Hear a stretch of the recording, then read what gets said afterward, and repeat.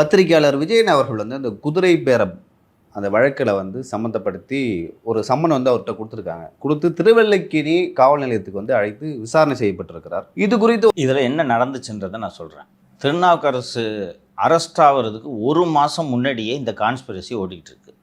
அவர்களோட டார்கெட்டு இந்த செய்திக்குறிப்பில் இருக்கிறது போல் 15 எம்எல்ஏக்கள் இல்லை, 50 எம்எல்ஏக்கள்.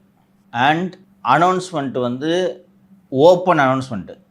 தாவேக எம்எல்ஏவை யார் தூக்கிட்டு வந்தாலும் 2 கோடி ரூபாய், நீ தூக்கிட்டு வந்தாலும் உனக்கு 2 கோடி ரூபாய். இதான் அனௌன்ஸ்மெண்ட்டு. மார்க்கெட் ரேட் அது. மார்க்கெட் ரேட்டு கிட்டத்தட்ட இந்த வீட்டுக்கு வாடகைக்கு வீடு பிடிச்சி கொடுக்குற புரோக்கருக்கு 1 மாதம் வாடகை கமிஷன், அது போல் இது அறிவிக்கப்பட்டது. ஸோ அந்த சர்க்கிளில் இயங்கக்கூடிய, அதாவது இந்த பொலிட்டிக்கல் கன்சல்டன்ட்டு அப்படி இப்படின்னு அவங்கள்ட்ட தான் தகவல் முதல்ல பரவுது. பொலிட்டிக்கல் கான்டாக்ட்ஸோடு சுற்றிட்டு இருப்பாங்களே அவங்கக்கிட்ட தான் முதல்ல இது பரவுது. பரவி ஆளுக்கு ஆள் இறங்குறாங்க. ஏன்னா நீ ஒருத்தனை பிடிச்சிட்டு வந்தால் இப்போ உனக்கு ஒரு 2 எம்எல்ஏ தெரியணும்னு வச்சுக்கேன், நீ என்ன நினைப்ப, இந்த தகவல் உன் காதுக்கு வந்தவொடனே இந்த 2 எம்எல்ஏ கிட்ட பேசுவோம், என்ன மூடில் இருக்காங்கன்னு பார்ப்போம் அப்படின்னு சும்மா காட்டி ஃபோனை போட்டு பேசுறது. நாங்கள் புஷி ஆனதெல்லாம் மந்திரி ஆகிட்டார், ஆதவ் மந்திரி ஆகிட்டார், நீ பாட்டுக்கு இப்படி உட்காந்துட்ருக்க, வருமானத்துக்கு என்ன பண்ணுற, எம்எல்ஏ சம்பளம் 1 லட்ச ரூபா போதுமா, இங்கே போயிடுவியா, கொள்ளையாக அடிக்க விட மாட்டார் அவர், இருந்து என்ன பண்ண போகிற, திருடக்கூடாதுன்றார். இப்படி ஒரு கவர்மெண்ட்டை பார்த்துருக்கியா, விளங்குமாயாது, அதுக்கு என்னடா பண்ணணுன்ற, இன்னும் உடனே ஒன்றும் பண்ண வேணாம், ஒரு 2 மாதம் கழித்து சபாநாயகர் மேலே நம்பிக்கையில் தீர்மானம் வரும், அப்போது பண்ணால் போதும்.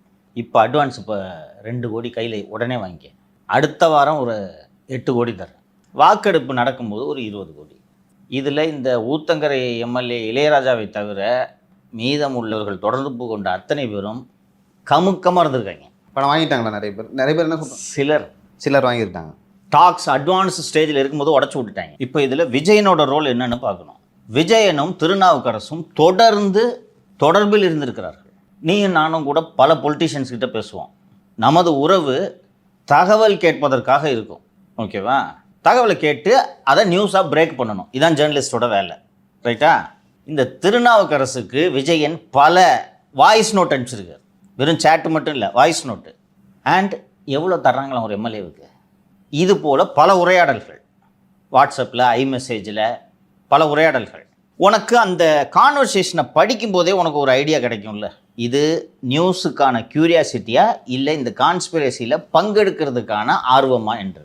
இப்போது விஜயன் தரப்பில் ஒரு டிஃபென்ஸை சொல்லலாம். நான் இந்த சதி திட்டத்து உள்ள என்ன நடக்குதுன்றதை கண்டுபிடிச்சி ஸ்டிங் ஆப்ரேஷன் பண்ணுறதுக்காக தான் நான் போனேன்னு சொல்லலாம். ஒரு டிஃபென்ஸ் வைக்கலாமா? பத்திரிக்காரன் நான் அதில் பார்ட்டிசிபேட் பண்ணுற மாதிரி நடிச்சு திருநாவுக்கரசு சோர்ஸு அவருக்கே தெரியாமல் நான் நியூஸ் போட்டு வாங்குறேன் என்று சொல்லியிருக்கலாம். திருநாவுக்கரசு அரெஸ்டான மறுநாளாவது நீ இந்த நியூஸை பிரேக் பண்ணியிருக்கணும்ல.